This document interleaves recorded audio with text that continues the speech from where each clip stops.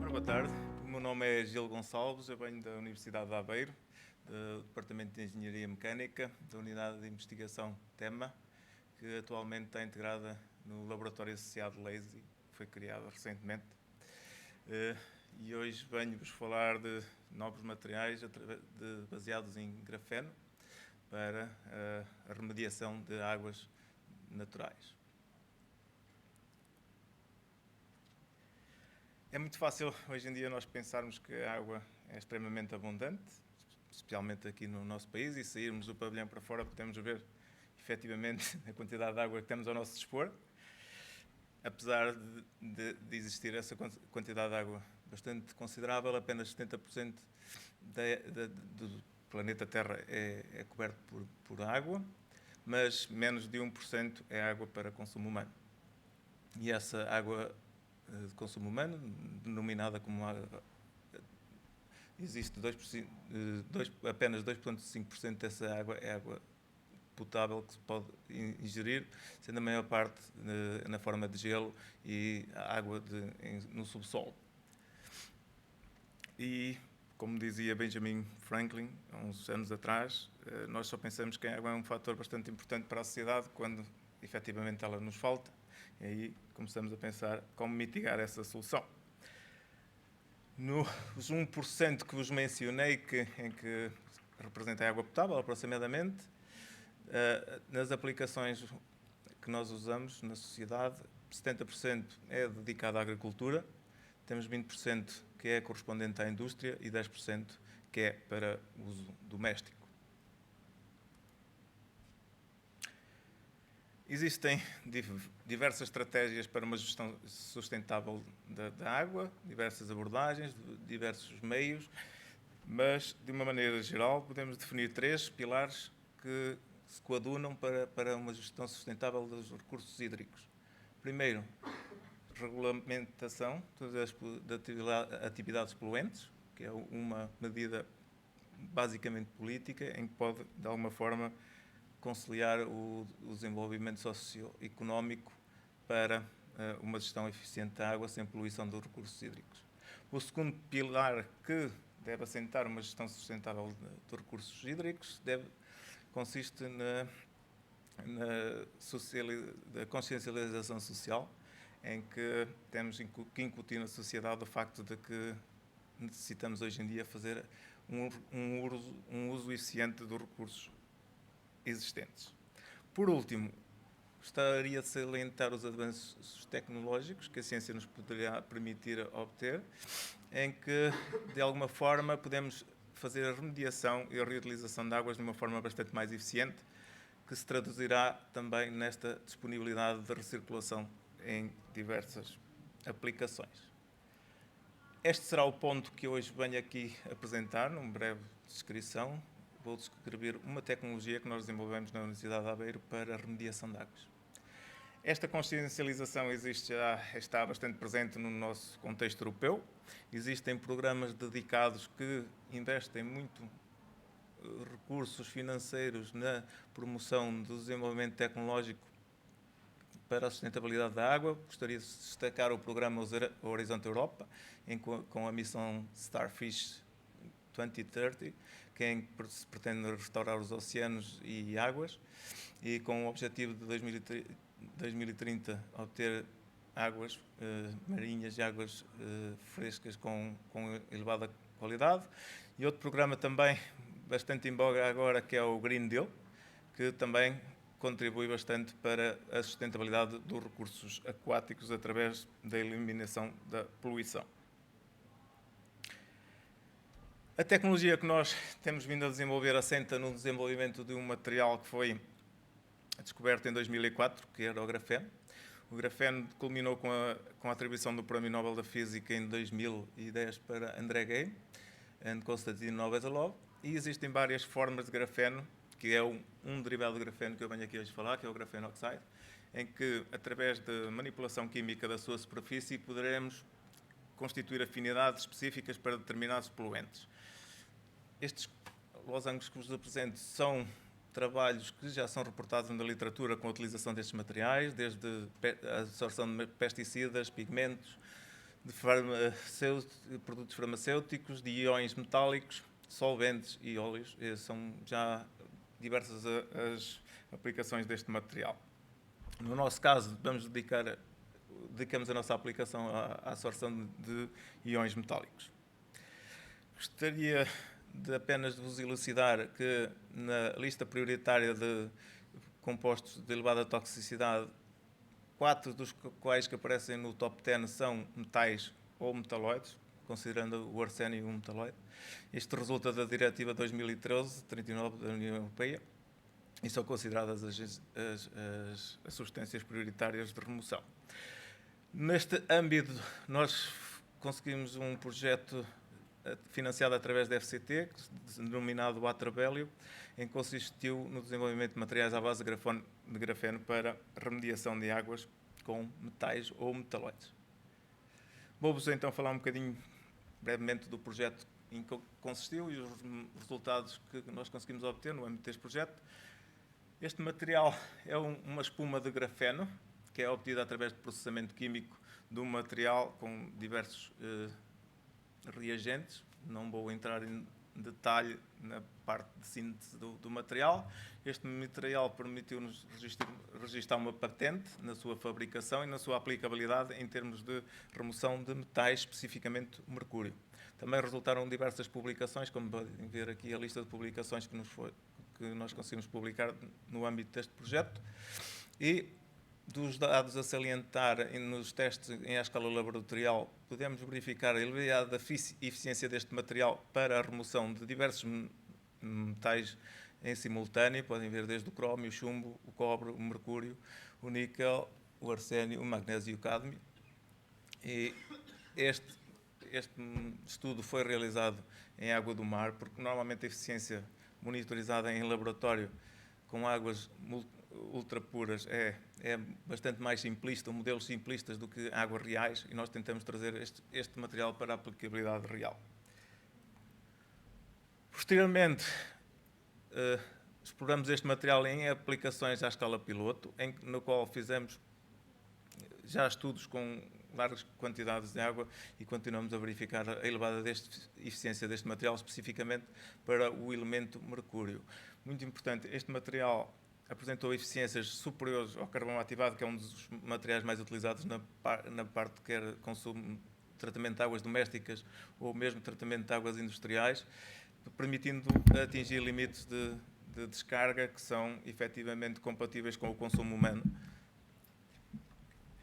E, por último, gostava de salientar as vantagens e as maiores vantagens desta tecnologia. Em termos dos aspectos inovadores, gostava de salientar a elevada eficiência deste novo material desenvolvido, a elevada especificidade a determinados elementos, fácil utilização, também é bastante biodegradável, só tem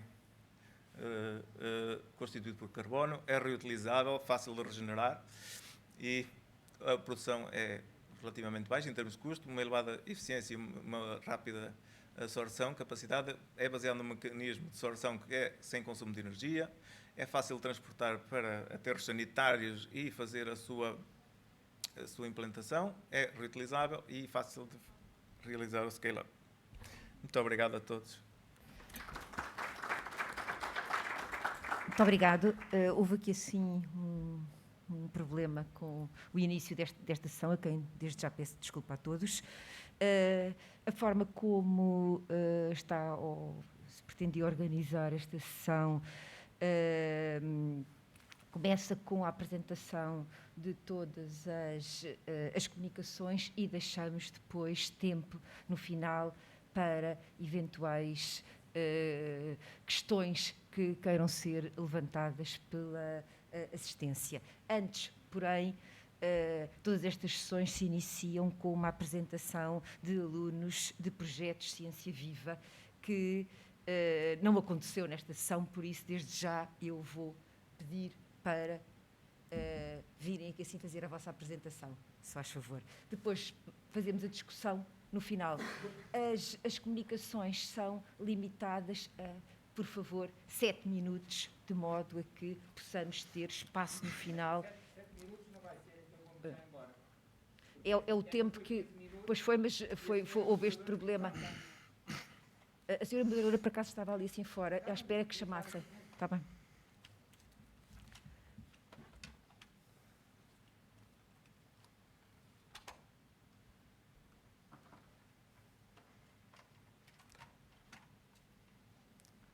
Ora, desde já, boa tarde a todos.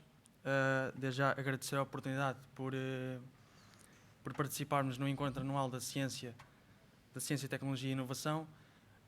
Eu sou o Rafael Gomes e somos alunos da Escola Profissional de Salvaterra de Magos, 11º ano de Eletrónica. Este projeto trata-se de um protótipo que desenvolvemos, um cubo,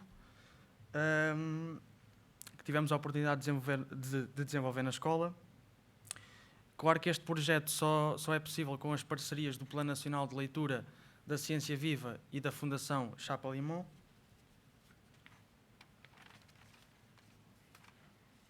Desde já também agradecer à moderadora Teresa Heitor e aos seus oradores. Não podemos deixar de referir que nesta edição torna-se mais especial por se tratar dos 25 anos da Fundação da Ciência e da Tecnologia, por 2 motivos. Por esse que já referi e por o segundo, que podemos estar aqui todos reunidos para a apresentação do projeto.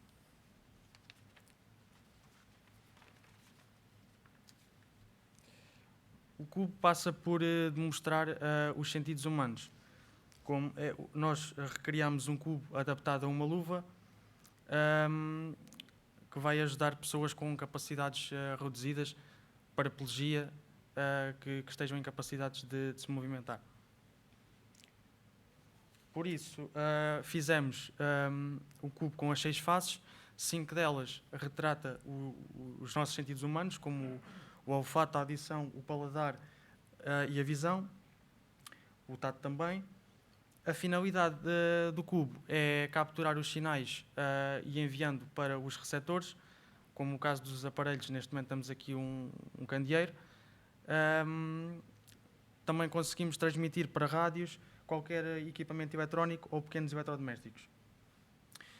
O projeto tem como finalidade, como já referi, de ajudar pessoas com capacidades reduzidas ou que não se conseguem mesmo movimentar. Por fim, o cubo é composto por um sensor MPU 9250, sensor esse que é um sensor de giroscópio, no qual se encontra na luva, através de um sensor do Arduino Nano, peço desculpa, que vai fazer a captação dos movimentos. Depois disso, com o Arduino Uno, que essa informação é processada por o Arduino Uno, que vai receber, através dos módulos RF, conseguir efetuar essa comunicação. Agora os meus colegas vão fazer agora a demonstração do protótipo. Muito obrigado.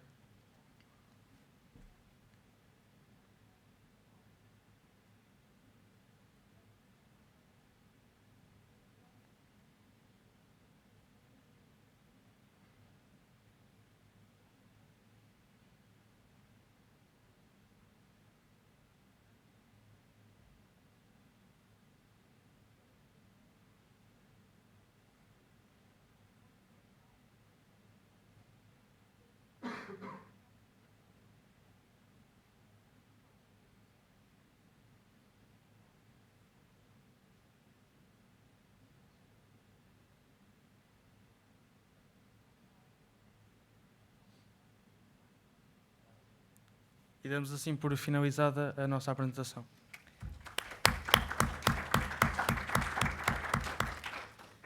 Muito obrigado, desde já, pela vossa apresentação e os parabéns também pelo trabalho desenvolvido.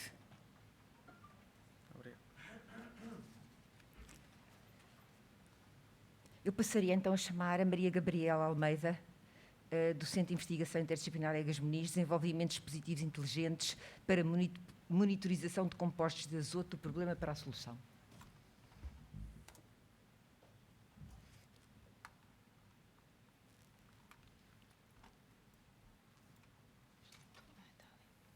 O rato está aqui, já estou a encontrar. Procura... Está aqui.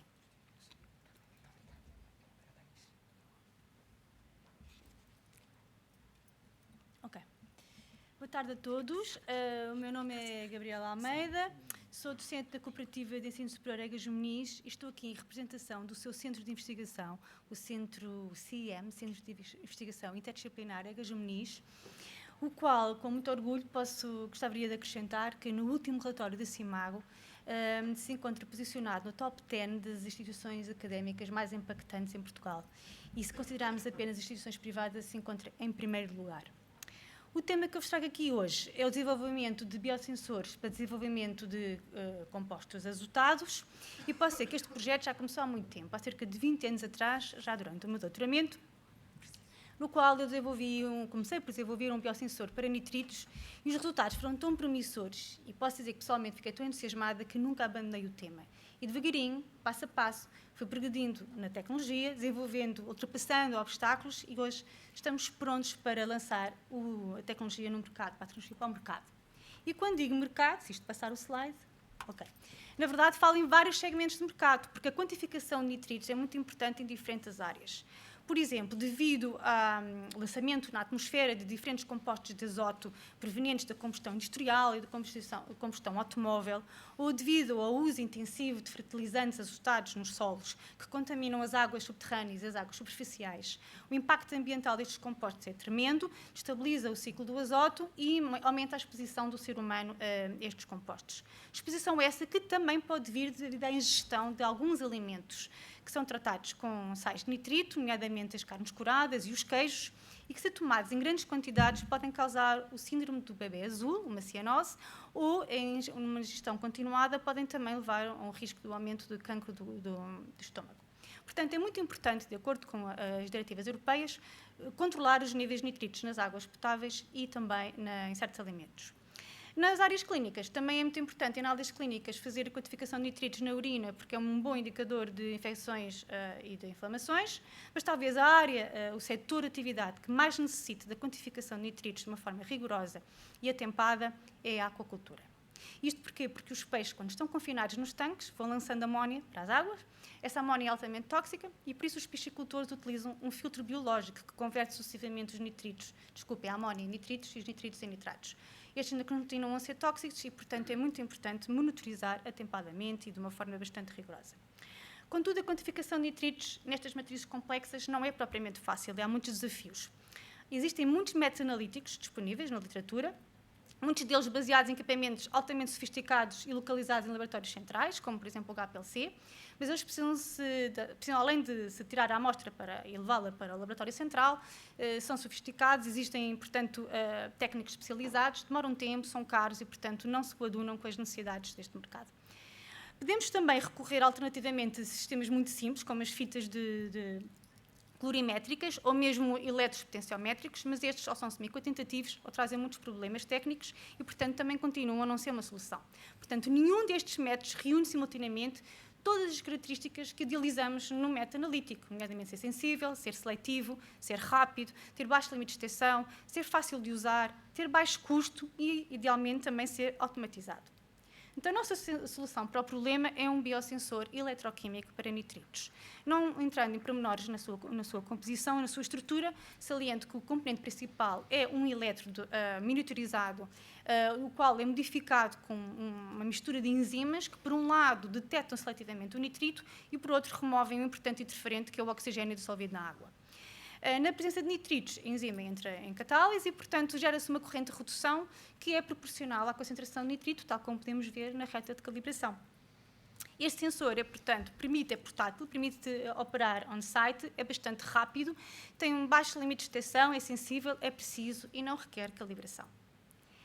Consequentemente, de forma a poder transferir a tecnologia para o mercado, como eu vos disse, em 2019 constituiu-se uma startup, a Nitrogen Sensing Solutions, que está a trabalhar nesta área, e neste momento o que podemos ver aqui, portanto, neste pequeno clipe, é o protótipo que temos neste momento, um pequeno dispositivo das strips descartáveis ligadas a um pequeno potenciostat, que por sua vez pode ser ligado a um telemóvel ou a um tablet.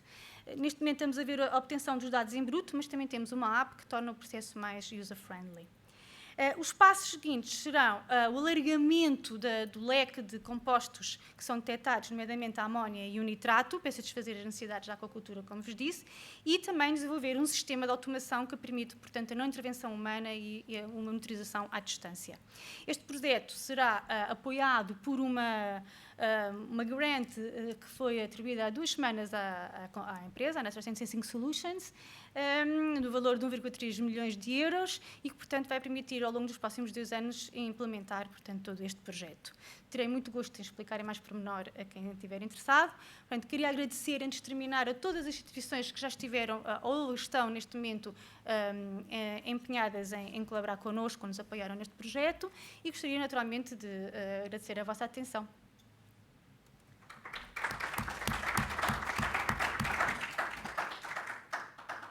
Muito obrigada, Maria Gabriela. Eu passaria então a chamar o João Lourenço Cardoso, do Laboratório Nacional de Engenharia Civil, com a apresentação Safer África, investigação para a criação de uma plataforma de diálogo África-Europa de promoção da segurança rodoviária.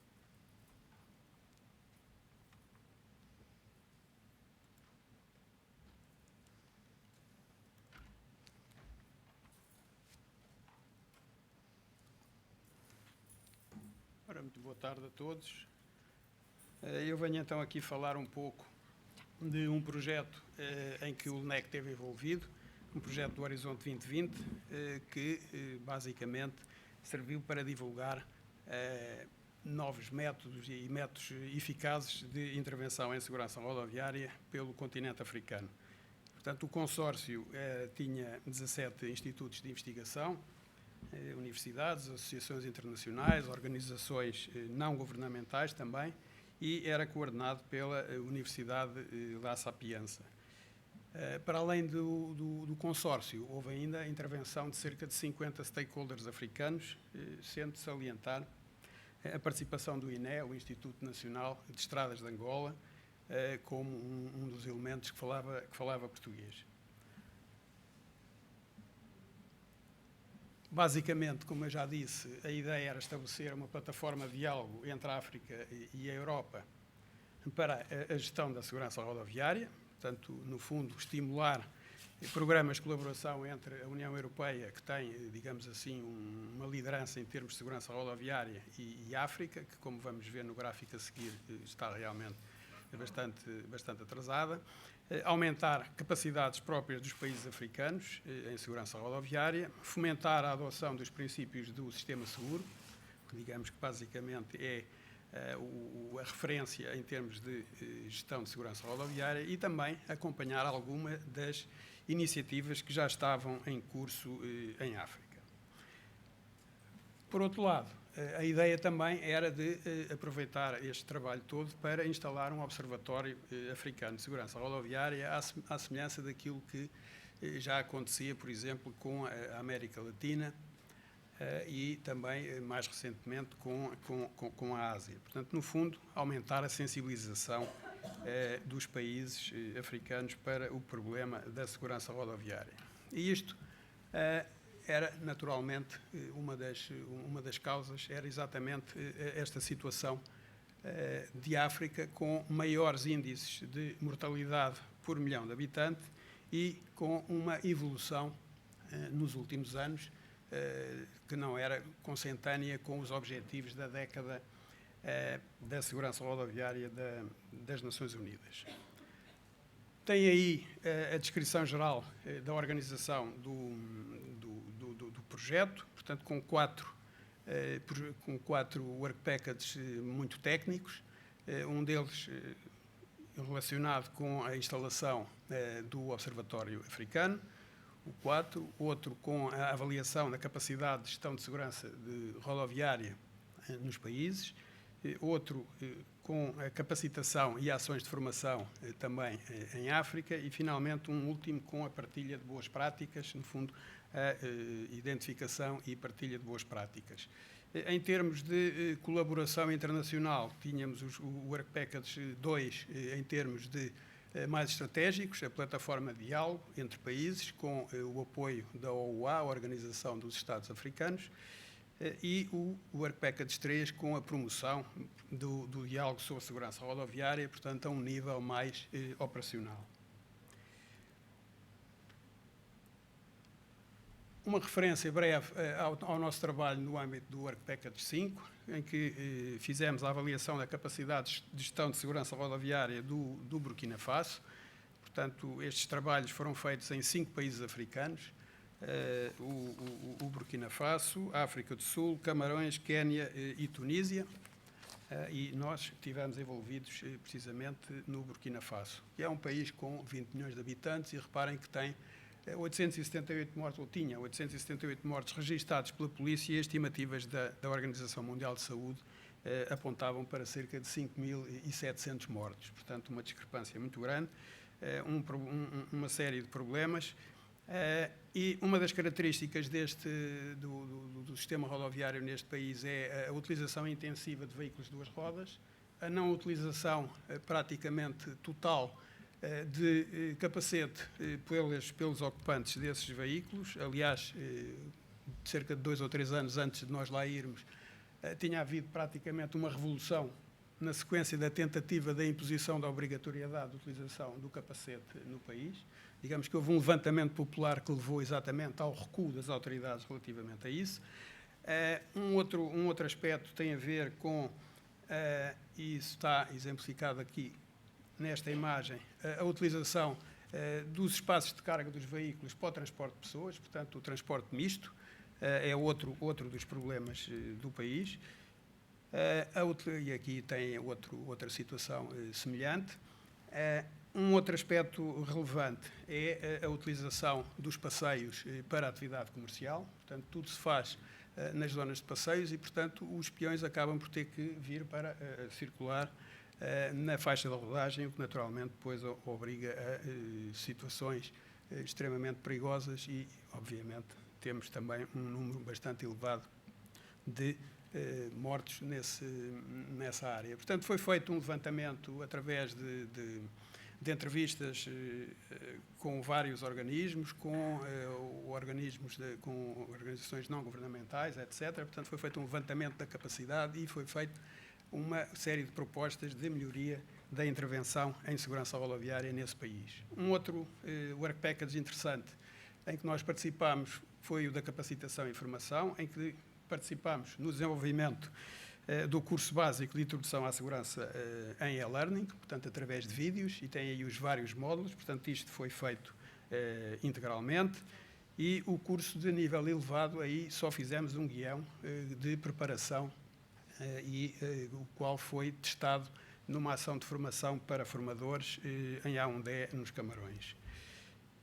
No Work Package 7 tivemos a partilha de boas práticas e aqui houve a identificação de um conjunto de intervenções potencialmente eficazes para a África. Houve o desenvolvimento de um método para avaliar a transferibilidade das intervenções de segurança rodoviária de um país para o outro, seja da Europa para a África, seja entre países africanos, porque há uma série de características que podem, digamos assim, dificultar essa transferibilidade. E foram feitos 5 dossiês temáticos sobre temas claramente relevantes para a segurança rodoviária em África. O transporte público, 2 rodas, peões, os aspectos de legislação e fiscalização e a ultrapassagem do efeito de barreira das estradas de elevada velocidade na circulação dos peões. E uma última referência é que foram elaboradas 2 plataformas, uma, o Observatório de Segurança, que depois acabou por transitar para um observatório agora já sediado na OUA, portanto foi digamos, um output do projeto que acaba por viver fora do projeto e dos seus participantes. Tem aqui mais uma página, uma referência a que estas plataformas, para além do inglês e do francês, estavam integralmente traduzidas para português. Isto, no fundo, para facilitar, digamos, o acesso dos países da CPLP a estes outputs. Aqui tem um aspecto também, um screenshot da plataforma de diálogo, a outra a outra plataforma que foi desenvolvida. Essa, infelizmente, não está a ter continuação, porque, digamos que a OUA não pegou nela. E tem aqui a localização de uma série de intervenções, quer localizando problemas de gestão de segurança ou problemas de rodovias inseguras ou veículos, etc. Portanto, no fundo, só um pequeno apanhado do projeto que abrangeu praticamente todas as áreas que estão relacionadas com a segurança rodoviária. E terminava agradecendo a vossa atenção. Muito obrigado.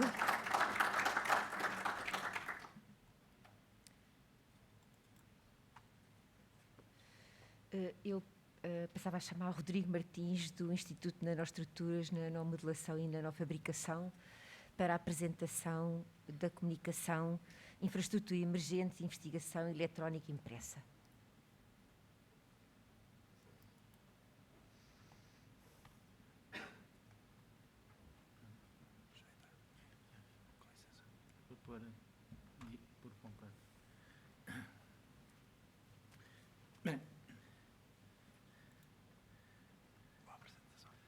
Antes de mais, obrigado. Portanto, aquilo que me traz aqui é fazer uma apresentação sobre um projeto que nós coordenamos e que pensamos que pode ter grande impacto a nível internacional e que é baseado nas coisas que nós temos sido pioneiros a nível mundial, que é naquilo que se chama eletrónica transparente e eletrónica do papel e, acima de tudo, saber como é que isso pode impactar numa eletrónica sustentável de futuro, em que poderemos pensar na existência de fundições sem silício. E pensamos que isto é um drama muito importante e relevante.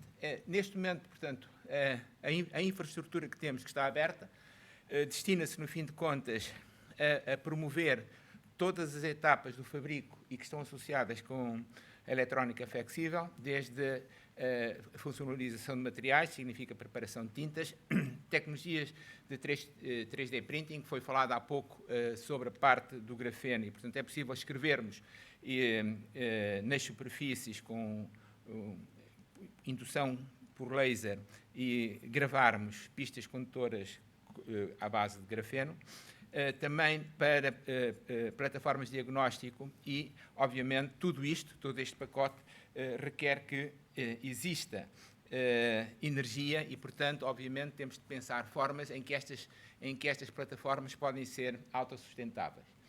A ideia, no fim de contas, é combinar sinergias que existem na Europa neste novo domínio e que terá impacto, claro, no futuro, minimizar os riscos, porque significa que nós podemos testar e ver o que é que vai acontecer no futuro, e como temos várias pessoas envolvidas, e acima de tudo o que se pretende é potenciar a imaginação de que normalmente existe associada a startups e que tem um grande potencial e que não tem os meios para poder promover, portanto isso significa que conseguimos minimizar riscos e tempo para provas de conceito que essas startups querem ter e, no fim de contas, obviamente, o nosso futuro e o nosso horizonte tem a ver com a sustentabilidade. Para esta infraestrutura, nós contamos com 11 laboratórios espalhados em Portugal. Em Portugal quero salientar o Laboratório Colaborativo Alma Science, que também é um produto que foi gerado por nós e que, no fim de contas, vai impactar em toda a eletrónica flexível baseada na celulose, ou seja, materiais que sejam autossustentáveis e que, portanto, estamos naquilo que se chama chipless, ou seja, posso fazer as mesmas coisas sem necessitar os chips de silício. Nós temos também parceiros na Catalunha, nomeadamente na área de diagnóstico, na Áustria, o MCL, na Alemanha, na Suécia, o RISE, temos também na Grécia, quer continental, quer em Creta. Portanto, significa que há uma rede onde existe saber acumulado, e esse saber acumulado significa que nós podemos prestar um conjunto de serviços em 4 áreas fundamentais, que é na parte do desenho e arquitetura de circuitos, de eletrónica, que é a interface que a gente precisa para comunicar, na parte do processamento e caracterização dos materiais, depois na prototipagem de dispositivos e, finalmente, obviamente, na caracterização desses prototipos e sua demonstração prática. Isso significa que, nestas 4 áreas, nós estamos abertos a promover que existam esses projetos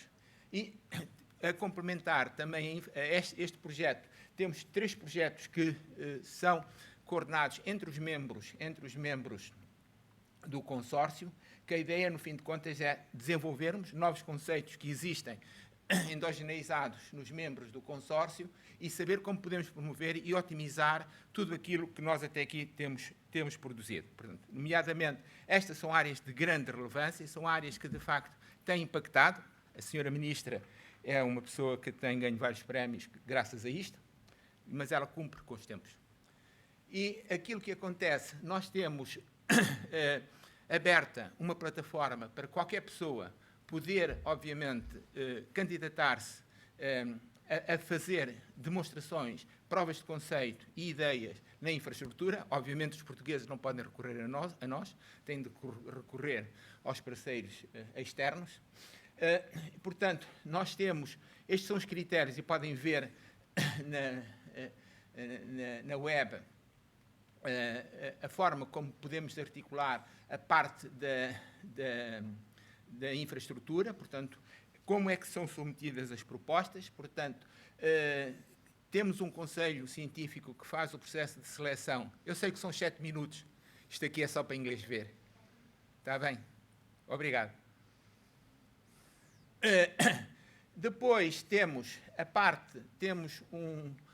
um dos nossos membros que faz exatamente a ligação com a parte externa e aquilo que eu queria chamar a atenção é que nós temos a primeira chamada, e este é um novo projeto, a primeira chamada para projetos para a submissão vai ser feita daqui a 3 meses e aquilo que acontece, portanto, nós esperamos poder realizar neste consórcio mais de 600 projetos, realizá-los e a custo zero. Portanto, a grande vantagem é que qualquer pessoa pode recorrer a custo zero a esta infraestrutura, é pago com o dinheiro do comunitário e, acima de tudo, a primeira call, portanto, que vai abrir agora, já esta semana, seria interessante vermos, porque isto é uma área, esta sim, é diferente, não estamos a copiar nada que já exista, estamos a criar e a gerar novo conhecimento que, de certeza, vai ter um impacto societal muito grande. Muito obrigado.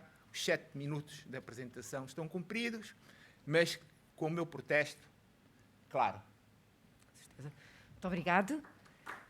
Passaríamos então para a comunicação seguinte. Henrique Pinho, Centro de Investigação em Cidades Inteligentes, Smarter CW, monitorização inteligente, sistemas sustentáveis de tratamento de águas residuais para a otimização da eficiência e da qualidade da água tratada. Muito boa tarde a todos, mais uma vez. Enquanto eu abro a apresentação e a coloco em execução. Ora, aí está. Muito bem. O Smart SCW é um projeto que desenvolvemos no âmbito do CI2, por isso que é um centro do IPT. Enquadra-se numa área onde já trabalhamos há alguns anos. O CW é a abreviatura de Constructed Wetlands, ou seja, zonas úmidas construídas, ou se gostarem mais, hectares de plantas ou hectares de macrófitas, por isso sistemas baseados em plantas para tratamento de águas residuais. Valências recentes que temos introduzido são o aproveitamento dessas águas. Estes sistemas baseiam-se ou são focados no tratamento de águas após uma fase primária ou secundária. Um dos objetivos, e hoje aqui foi falado também, é a remoção de nutrientes, entre eles compostos de azoto, que são resilientes em sistemas convencionais. Estamos agora a tentar aplicar em recuperação de águas. Estamos a usar desde há algum tempo materiais residuais para o enchimento destes sistemas, que no fundo são vasos gigantescos, que não usam terra. E este trabalho, em particular, foca na tentativa de compreendermos melhor estes processos.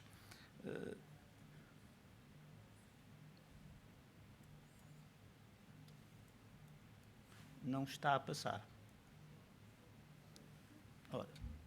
Muito bem.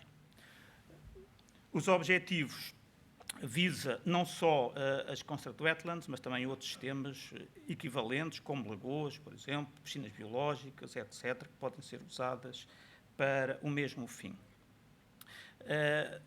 Estamos, neste caso, a tentar implementar sistemas de recolha automatizada de dados, isso muito em linha com o que já foi falado antes, no início desta sessão.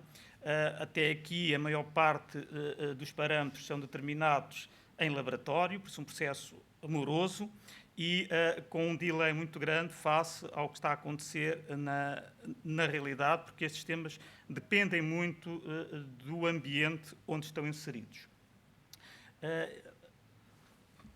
E, obviamente, o objetivo é otimizar este processo. Estamos a desenvolver, tentar conciliar dois mundos, por isso a parte mais de engenharia ambiental com o suporte de modelação, por isso base matemática, base estatística, envolvimento de engenharia eletrotécnica, engenharia informática, para nos conseguirmos obter dados, tratá-los, correlacioná-los. Isto porque estes sistemas são naturais, são sustentáveis, têm custos de investimento relativamente baixos, a manutenção também não é muito custosa, mas tem poucas variáveis manipuláveis. Ou seja, no design temos muitas, mas depois de concebido o sistema temos pouca margem para o alterar. O sistema a funcionar, praticamente só conseguimos regular o caudal de água residual que podemos alimentar. De resto, dependemos do comportamento dos mecanismos envolvidos, que são a assimilação pelas plantas, são fenómenos de absorção, precipitação e outros fisicoquímicos nos materiais que usamos como enchimento, por exemplo, pedra calcária, escórias de carvão, restos de tijolo, entre outros. Por isso, temos muito pouca margem de manobra. Por isso, o grande objetivo é tentar gerir as variáveis manipuláveis, que são muitas, e algumas são independentes, como a própria composição da água residual que não controlamos, a temperatura, a umidade do ar, por exemplo, a radiação, que é importante para as plantas, e algumas que dependem destas próprias. Por exemplo, a temperatura do leito depende da temperatura ambiente, da temperatura da água à entrada, etc. Por isso, temos um conjunto de variáveis muito complexo, e apesar de esta tecnologia ter cerca de 5, 6 décadas, ainda há muito estudo a fazer para as conseguir otimizar. Daí, neste momento, estamos a implementar um conjunto de sensores, os que conseguirmos, por isso estamos receptivos à ajuda e a ideias, porque o número de sensores disponíveis é muito pequeno, por isso, em termos de componentes que possamos analisar. Nós estamos a tentar correlacionar alguns parâmetros, ou seja, deduzir, por exemplo, valores como a condutividade ou o pH, outros parâmetros que possamos vir a conseguir monitorizar. Entre eles, compostos de azoto e da fósforo, que são os mais difíceis para conseguirmos identificar. Parâmetros ambientais é relativamente fácil e, obviamente, estamos a desenvolver modelos abertos e fechados, face ao pouco tempo e espaço para apresentar, não dou aqui já resultados. Modelos abertos, estamos a falar precisamente em correlações convencionais, a usar estatística. Modelos fechados, um pouco usar já ferramentas de ciência de dados para tentar fazer as correlações. Estava a terminar, por isso vou compensar o tempo que temos estado aqui a usar. Só para agradecer a presença de todos, estou disponível para questões, contactem-nos se quiserem colaboração connosco, se tiverem ideias que nos ajudem, ótimo. Muito obrigado. Obrigada. E passaria à comunicação seguinte, Luís Gomes, Grupo de Investigação, Engenharia e Computação Inteligente para a Inovação e Desenvolvimento, Energy Management Solutions Empowered by Intelligent Systems.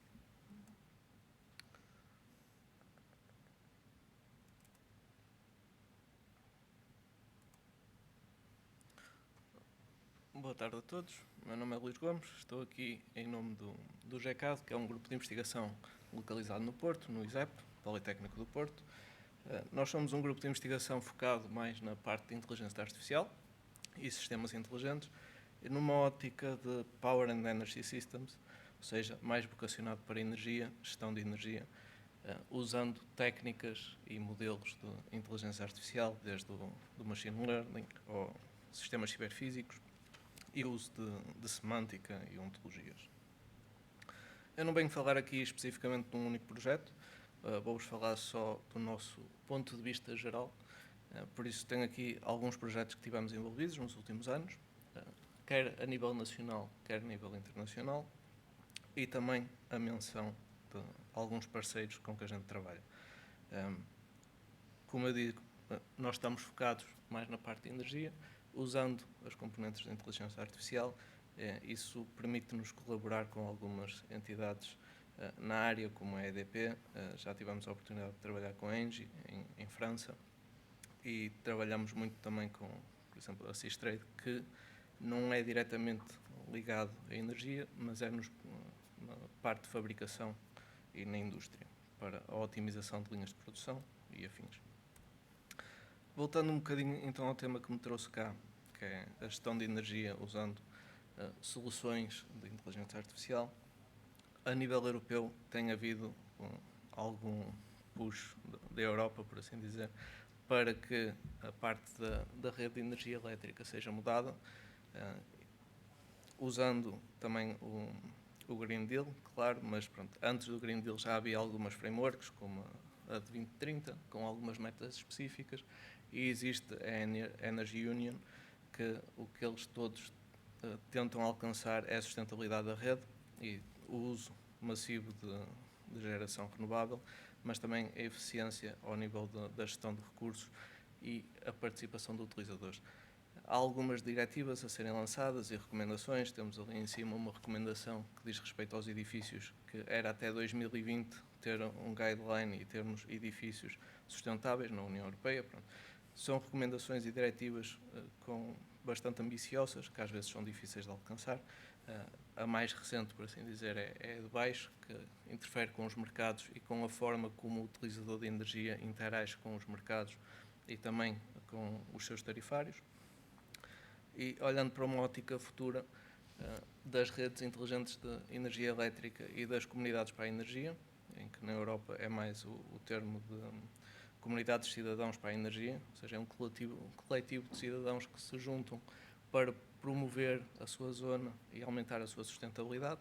E nós, nestes dois mundos, por assim dizer, temos várias oportunidades que estão a surgir, oportunidades de negócio, oportunidades de gestão e também oportunidades para o consumidor final e consumidores residenciais de verem o seu preço de energia diminuído, segundo participação ativa, por exemplo, ou a gestão do seu próprio consumo. No entanto, ninguém é obrigado a participar, mas o que se está a ver e os modelos que existem e a regulação que está a existir é que, apesar das pessoas não serem penalizadas por não participarem, podem ver o custo aumentado. Pronto, uma coisa simples de percebermos é que grande parte do esforço na geração que existe atualmente é por volta da hora do jantar, e aí é quando o preço de energia é mais elevado. Quando esse preço for indexado para as pessoas residenciais, que já começa a acontecer, as pessoas, se não mudarem o seu perfil de consumo, vão começar a pagar mais nessas horas. Por isso, haver aí uma gestão, ou o uso de geração local, ou a participação ativa, ou o uso de baterias, que neste momento não é muito barato ainda, pode ajudar a que se consiga ver o preço de energia mais baixo, mesmo não diminuindo o consumo geral. Mostrando aqui a framework que nós usamos normalmente de 4 camadas, nós tentamos partir sempre por um modelo mais teórico e depois tentar aplicar na prática. A camada de baixo é usando simulação, com emulação também incluída. Nós para isto usamos um simulador de tempo real, que é o Opal RT, e isto permite-nos ligar a um edifício que temos e a outras cargas que a gente tem e também produzir emulação junto com a simulação e também pôr edifícios reais incorporados. Depois a camada Gateway permite-nos integrar edifícios já existentes, lá no ISEP. Temos 3 edifícios que podemos juntar. Claro que dentro do edifício depois temos os vários recursos energéticos e vários IoTs. 2 dos edifícios têm a geração, então podemos, do modelo teórico que a gente desenhou para a gestão da rede ou para a participação do consumidor, nós podemos pôr na prática. Depois em cima temos uma camada de sistemas multiagentes, que nos permite fazer a representação. Um sistema multiagente é bastante interessante na área de energia porque nos permite fazer as várias representações das várias entidades e a interação entre todos. Isto, claro, tem que ser sustentado depois com a parte de ontologias para a interoperabilidade dos sistemas e, por cima de tudo, que é, a nosso ver, a mais importante, que é a camada de conhecimento. E aqui é que temos os algoritmos de inteligência artificial para fazer de tudo um pouco, desde a previsão de consumos, a geração, até otimizações pesadas da rede, ou ao conhecimento da interação com os utilizadores, para conseguirmos, por exemplo, fazer a gestão dos recursos do nosso edifício, tendo em conta preferências e como é que os utilizadores lidam. Nem toda a gente gosta do mesmo nível de iluminação ou a mesma temperatura, por isso é importante ir aprendendo. Fica aqui só uma figura que parece com muito mapa de qualidade do nosso edifício e de alguns recursos que a gente tem, lá nos laboratórios que temos, e é aqui que nós tentamos implementar tudo e pôr na prática. Trabalhamos com equipamentos comprados, adquiridos, tipo ali uma bateria da Fronius no meio. Também trabalhamos com single board computers, como o Raspberry Pi ou o NanoPi, para fazer o deployment das soluções, são equipamentos bastante bons, e transformamos todo o edifício num testbed que podemos usar a nível de IoTs e recursos. E termino assim a apresentação. Obrigado a todos. Muito obrigada.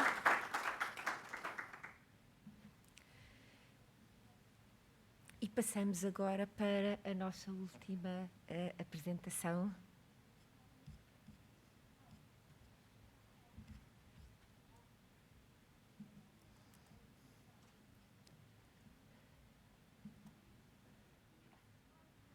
Sónia Cunha, Paulo Ferrão, Ian Mais, Larcis, The Effects of Economic Crisis in the Material Consumption of European Countries.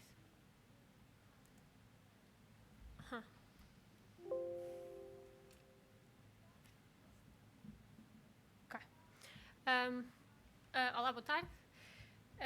Vou então passar à apresentação de um trabalho que fez parte do meu doutoramento no Ian Mais, que faz parte do Larcis, no técnico, sobre os efeitos da crise económica no consumo de materiais em países europeus. Contextualizando este trabalho, desde 1970 que o produto interno bruto mundial aumentou quase 5 vezes, no entanto a população só aumentou 2 vezes. Ou seja, estamos a produzir mais e a consumir mais por pessoa. Isto leva a um problema de sustentabilidade na utilização dos recursos. Quando se olha para os países europeus, na relação entre o consumo de recursos e o produto interno bruto desses países, nota-se que há diferentes evoluções. Adicionalmente, já foi estudado que há uma ligação entre a desmaterialização das economias e a crise económica. Este trabalho foi feito sobre o conceito de metabolismo socioeconómico, que olha não só para as entradas e saídas de materiais e outros fluxos na economia, mas também nos fluxos na economia em si. E não só os fluxos monetários, como físicos, neste caso nós olhamos para os materiais em massa. A contabilização desses fluxos foi feita em tabelas input-output, que são uma ferramenta já dos anos 30. As tabelas input-output monetárias já são usadas e estão calculadas e quantificadas para vários países, no entanto, em unidades de massa, não tanto. E foi aí que foi dada a evolução, a inovação deste trabalho, que foi o cálculo dos fluxos materiais entre os setores económicos. Com isso, nós passamos então aos nossos casos de estudo. Nós selecionámos 4 casos de estudo: a Estónia, a Finlândia, que têm um uso de recursos elevado e produtos internos brutos diferentes, e a Croácia e o Reino Unido,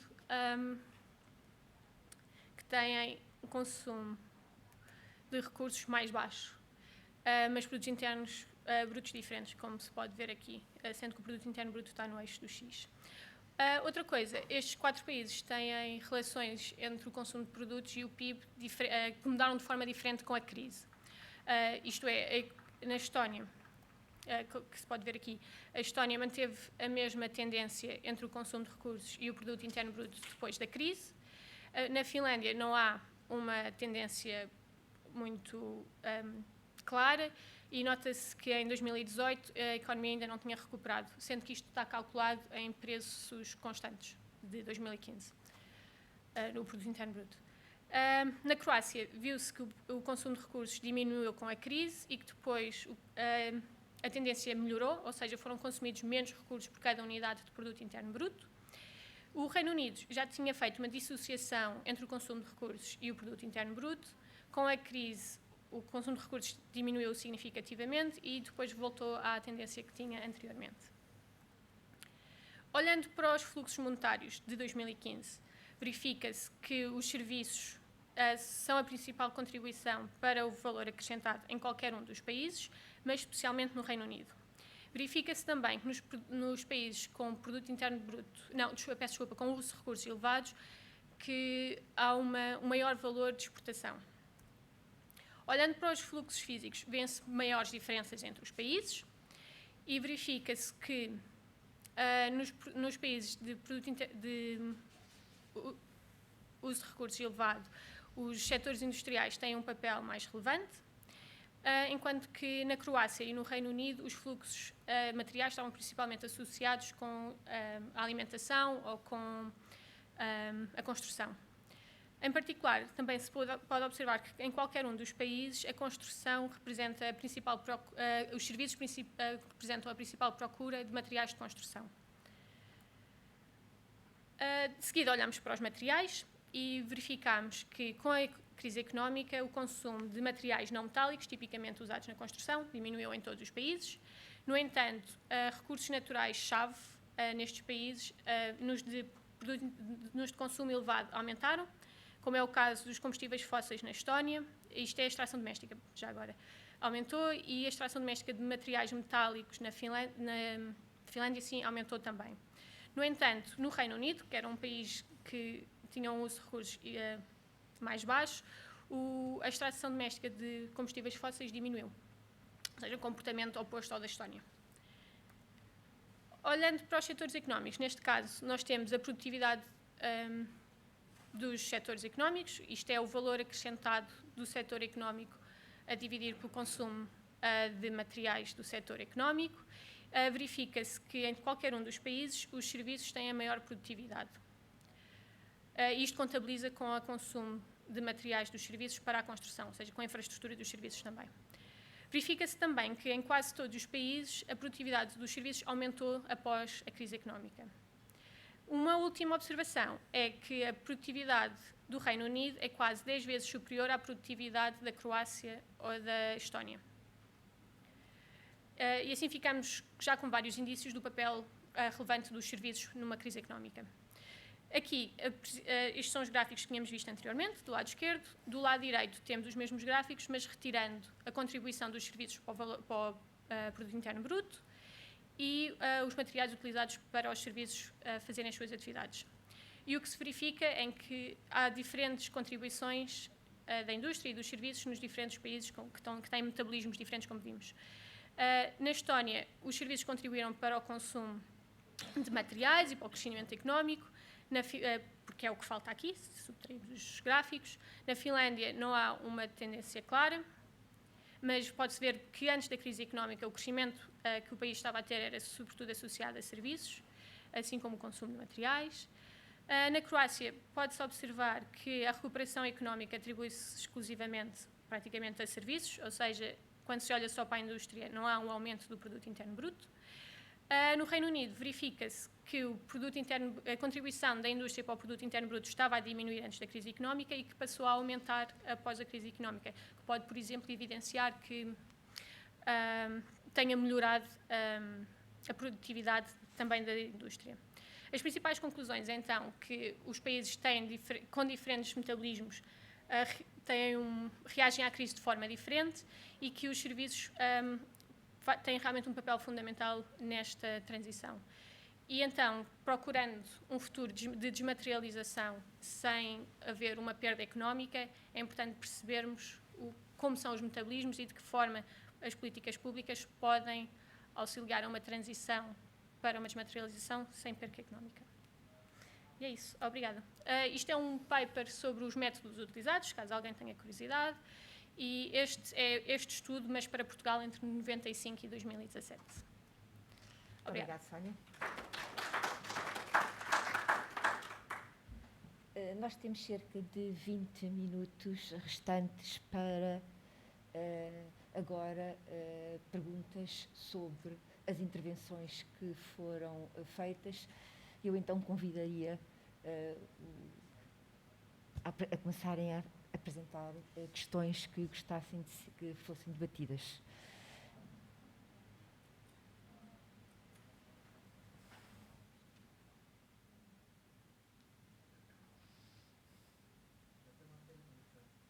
Por favor.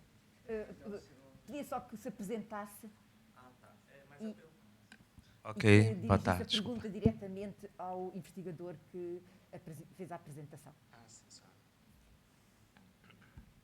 Olá, boa tarde. Eu me chamo Rodrigo. Eu gostaria de fazer a pergunta ao senhor Gil Gonçalves. Acho que ele já deve ter ido. Ah, já foi, então. Ok. Acesso. Tenho pena. Mais alguma questão que queiram colocar? Eu só queria fazer. O que é que você entende por desmaterialização? Tudo o que a gente faz tem a ver com o conforto e o bem-estar que a gente quer dar às populações. E a comparação que você faz, por exemplo, entre dois países que têm níveis de desenvolvimento totalmente dispares, que é o caso do Reino Unido. E, portanto, quando nós estamos a falar em desmaterialização, está a falar no sentido de quê? De utilização racional de materiais, ou está a dizer fazer coisas sem os materiais? Qual é o seu entendimento? Obrigada pela pergunta. O conceito de desmaterialização, neste caso, não foi definido por mim, não é a minha definição, e vem sobre a relação entre o produto interno bruto e o uso de recursos pela economia. Neste caso, conta com as importações e a extração doméstica. Sendo a medida ao produto interno bruto, só estamos a medir a performance económica de acordo com aquele indicador da economia e não com o bem-estar. Portanto, eu percebo a sua pergunta e, dadas as limitações que temos, com os indicadores que temos, os estudos que temos. De acordo.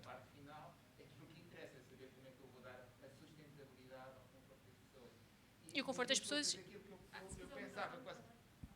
Eu pensava que você ia terminar dizendo que era necessário haver comunidades simbióticas que pudessem, no fim de contas, satisfazer uma cadeia de valor, não é?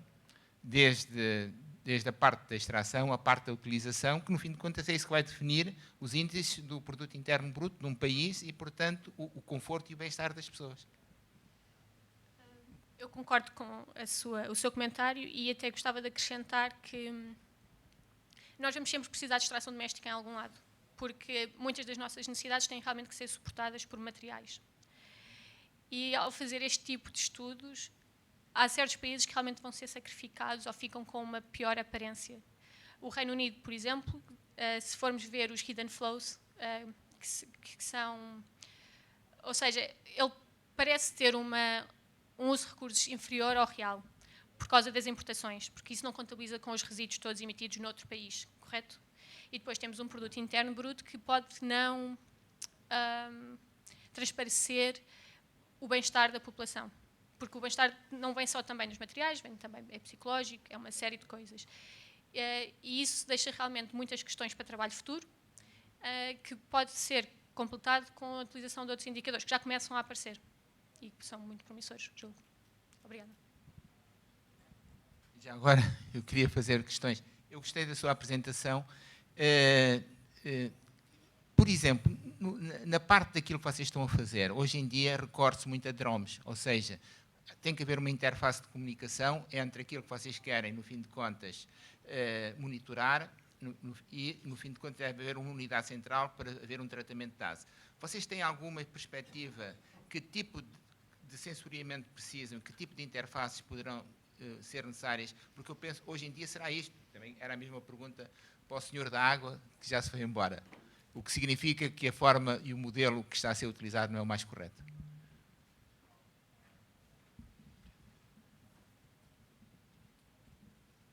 Falou em drones e baralhou-me. Sim, ou seja, no fim de contas, usar drones como a interface para... Muito bem. É que nós temos outro projeto, também ambicioso, que é monitorizar a qualidade da água superficial. Nós estamos em Tomar, temos particularmente perto a Albufeira de Castelo do Bode, muito relevante aqui para a cidade de Tomar, porque é de onde vem a água para consumo. E aí sim estamos a usar drones. Particularmente estamos a tentar uma outra abordagem. Eu sou engenheiro químico e por isso posso cometer aqui alguns erros, mas nós, porque muitas vezes drones é veículo aéreo, e nós usamos uma alternativa que é um barco autónomo e com alguma inteligência, exatamente para identificar focos de poluição. E aí temos uma infraestrutura de envio de dados à distância. Temos apoio, nós somos um centro muito transdisciplinar, temos colegas da área da eletrotecnia e da informática que trabalham nisso. Neste caso, estamos a falar de instalações fixas e, por isso, estamos a falar de comunicação com sensores colocados no local, neste caso à entrada e à saída, porque nós estamos a medir o desempenho de tratamento, ou seja, medimos a qualidade da água à entrada, água residual, e depois temos que avaliar a qualidade da água à saída para saber se o sistema está a funcionar, se não está. E essa infraestrutura pode ser colocada localmente, certo? A comunicação depois é feita, obviamente, por cabo, por Wi-Fi ou por outro sistema, para um servidor onde os dados são tratados, não são tratados junto aos sensores. O hardware que usamos é para adquirir os dados e para os transmitir, para não termos capacidade de processamento naquele ponto. Não sei se dei a resposta.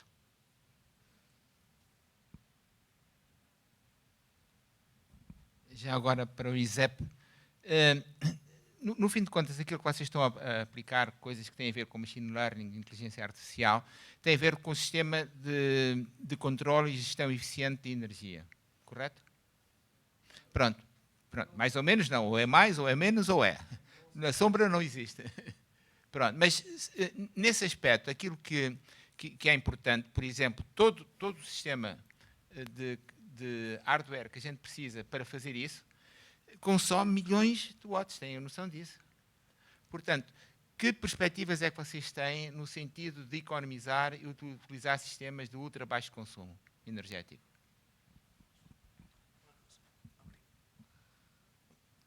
Nós, acima de tudo, fazemos a gestão de energia. Não tentamos tornar os equipamentos mais eficientes, nós fazemos a monitorização e a gestão. Esse tema é de facto muito importante e nós andamos a fazer alguns estudos na área da Green Computing para conseguir baixar o processamento. Uma das coisas que estamos a ponderar, estamos a fazer testes neste momento, temos já uma publicação aceita e publicada, mas pronto, é muito preliminar os resultados. Nós estamos usando os recursos que temos a nível local de geração, por exemplo, os fotovoltaicos que temos naquele edifício em concreto, estamos a usá-lo para correr a parte da gestão e de previsão nos períodos onde existe mais geração, para tornar as coisas mais sustentáveis. Diminuir o consumo por si só dos modelos é algo que não é bem a nossa área, porque isso envolve a parte interna do modelo de inteligência. Nós tentamos gerir da melhor forma possível.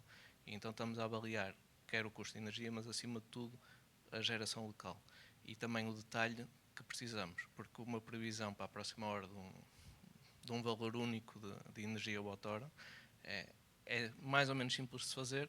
Uma previsão em detalhe para o próximo dia é mais complicado e necessita de mais recursos energéticos para a computação. E aí nós estamos a espalhar o forecast perante o dia e dependendo daquilo que nós precisamos.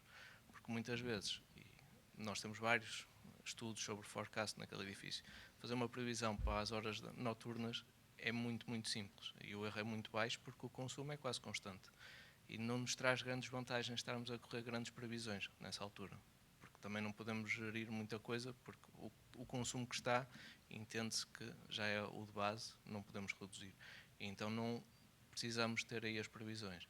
Pronto, então a nossa ótica para essa solução de sustentabilidade é mais para o Green Computing e para a alocação dos modelos para os períodos onde existe a maior sustentabilidade do edifício.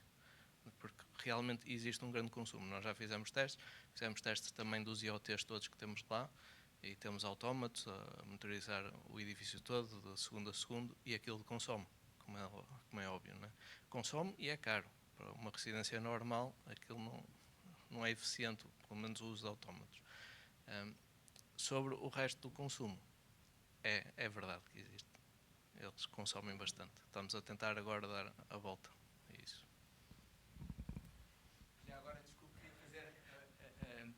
a última questão à Egas Muniz, e para me parabenizar, como agora se diz, porque acho que o trabalho que estão a fazer é excelente e de elevada qualidade. Em termos de sensores, que impacto, portanto, você falou de uma forma genérica, que impacto é que ele tem sobre o estado da arte? Quais são os ganhos objetivos da tecnologia que vocês estão a fazer? Não sabe. Tá. Ora bem, em termos da tecnologia dos biosensores eletroquímicos propriamente dito, isto na verdade usar uma velha solução que já é conhecida na utilização, por exemplo, de sensores para a glucose, porque a tecnologia é a mesma. Portanto, o que acontece é que muito da investigação científica tem-se focado em enzimas bastante conhecidas, com aplicações bastante conhecidas, e nós aqui usamos uma enzima fora da caixa, que é produzida in-house, e, portanto, tivemos-lhe dar uma aplicação usando todo esse know-how.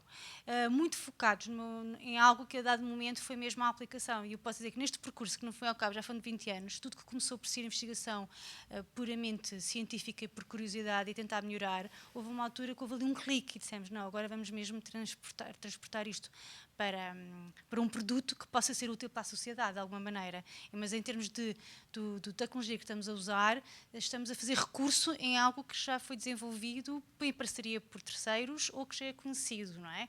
Aqui com pormenores de adaptação específicos da enzima. Há no entanto, um senão que eu queria dizer, o sistema de remoção de oxigênio é ter exatamente aquilo que ali está.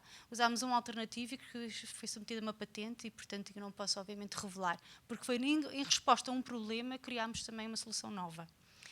E relativamente ao estado da arte, se compararmos agora noutra ótica, face às soluções que já existem no mercado, este é completamente inovador, porque ninguém está a usar esta tecnologia.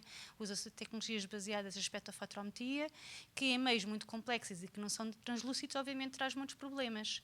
E, portanto, é aqui que achamos que o biosensor, ao trazer uma componente biológica que imprime seletividade, pode realmente resolver todos os problemas analíticos que as atuais soluções têm. E aí a nossa aposta é precisamente aí na componente biológica. E, obviamente, isto depois tem todo recursos que também estamos a desenvolver no sentido de produção enzima a larga escala, são todos desafios que estão neste momento a decorrer e que são fundamentais para poder, de facto, fazer disto um produto comercial. E muito obrigada pelo seu cumprimento, Egas Muniz. Obrigada. Biosensores há milhões. Sobre a parte de detecção da glicose tem N. Aliás, o requinte onde você trabalha tem N projetos que nesta área.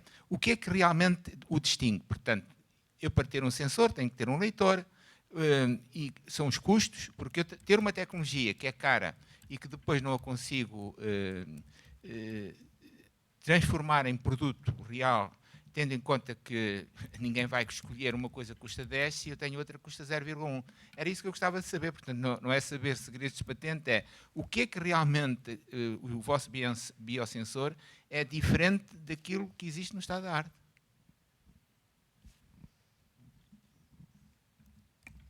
Relativamente aos biosensores desenvolvidos no requinte, eu conheço bastantes, são todos de tradução óptica. Portanto, não há tradução eletroquímica. E a eletroquímica tem uma grande vantagem. Miniaturização fácil e a baixo custo. E, portanto, estes dispositivos, efetivamente, o leitor, que é um potenciostat portátil, a sua produção em massa pode custar qualquer coisa como 50 €. E um dispositivo fica abaixo, na ordem dos cêntimos, em larga escala, como é óbvio, não nesta fase. E, portanto, é esta possibilidade de escalar e baixar custos que faz a diferença relativamente a muitas outras opções, baseadas na partículas de ouro ou outros sistemas de tradução que são muito mais difíceis de monitorizar. Isso é de facto uma vantagem. Agora, relativamente ao estado da arte, o que eu lhe estou a dizer, o nosso know-how está na componente biológica. A tecnologia eletrónica que está por trás é uma tecnologia que tem vindo a ser desenvolvida ao longo dos anos e, como disse muito bem, tem sido muito explorada em termos de sensores de glucose, mas que é como case studies, porque na verdade os sensores de glucose já estão mais que otimizados e não precisam de muita novidade na área. É só porque é uma enzima fácil de obter e rapidamente se repetem essa aplicação. Aqui há algo muito precioso, que é a componente biológica. Esta enzima não é uma enzima comercial Também e foi assim que tu surgiu, porque eu estava a fazer um doutoramento em bioquímica, não era nesta área, e no sistema biológico, a partir de bactérias, e portanto foi aproveitar esse know-how que eu também vou buscar, no sentido de encontrar outros sistemas para produção, etc., que estou aqui a casar neste sensor. Ele torna-se inovador precisamente pelo componente biológico que tem e que é único. Essa é a componente mais especial que eu posso aqui atribuir, é a componente biológico. Não sei se expliquei a sua pergunta, respondi à pergunta. Não. Mais alguma questão que queira ser levantada? Não havendo, eu aproveitaria também a oportunidade para questionar o João Cardoso, do Laboratório de Engenharia Civil, sobre o projeto que nos apresentou e a questão da criação da plataforma de diálogo África-Europa, relacionada com as questões da promoção da segurança rodoviária, e a minha pergunta tem sobretudo a ver com as estratégias e as metodologias que foram trabalhadas ou que estão a ser trabalhadas neste projeto e o sucesso que tem sido conseguido no terreno, ou seja, através dos estudos piloto que pelo menos percebi que tinham sido desenvolvidos. Vamos lá ver, o projeto já acabou, portanto, isso aí é um facto. Daí a minha pergunta relativamente ao sucesso. Pois, se já é possível de avaliar. Houve algumas propostas que tiveram seguimento. Unicamente há um problema, ou melhor, surgiu o problema do Covid, que veio digamos assim, que afastar um pouco, ou distrair um pouco esses países relativamente ao problema da segurança rodoviária. Houve algumas propostas que, claramente, nomeadamente, por exemplo, um dos problemas que existe em África é o da importação de veículos em segunda mão, que vêm seja do Japão, seja da Europa, e que vão em condições péssimas, e alguns deles seria possível controlar digamos, a tecnologia que vai nesses veículos, porque muitas vezes ela é retirada. E, portanto, seria possível verificar isso através de acordos entre, por exemplo, os registros de veículos europeus e os africanos, mas claramente aí há um empecilho, digamos assim, político que impede essa partilha de informação. No entanto, por exemplo, em termos de recolha de dados, claramente aí tem havido uma evolução bastante positiva e há uma série de projetos que foram implementados. Por exemplo, no Burkina Faso, as pessoas podem não acreditar, mas durante um período bastante grande era possível ter uma georreferenciação dos acidentes na cidade do Ouagadougou, que é uma coisa que em Portugal, se calhar o acesso público desse tipo de informação é diminuto, e lá, no entanto, existia. É óbvio que o processo depois acabou por ser descontinuado por falta de fundos e também porque, concretamente, no Burkina Faso há um problema de segurança, digamos, terrorista e portanto, as atividades da polícia acabam por ser um bocado direcionadas para essa parte mais securitária do que propriamente para a segurança rodoviária. Mas, portanto, isto para dizer que há uma série de atividades que estão a ter sucesso. Mesmo alguns dos exemplos que nós vimos de intervenções de segurança rodoviária, algumas de capacitação dos utentes, por exemplo, dos táxis informais, porque, digamos, o transporte público formal é relativamente raro, ou pelo menos pouco eficaz numa grande quantidade de países africanos, e, portanto, existe o transporte público informal, através de táxis, que, pelo menos, há pelo menos 2 ou 3 experiências, nomeadamente no Quénia, em que, através de um pequeno investimento em cartazes ou, digamos, plaquinhas que se põem nos táxis, a informar os utentes de que devem ou podem tentar corrigir as deficiências de condução que os taxistas têm, e isto com o apoio de companhias de seguro, de seguradoras, e efetivamente teve uma relação custo-benefício perfeitamente estonteante, porque com meia dúzia de dólares foi possível reduzir em percentagem significativa o número de mortos em táxis.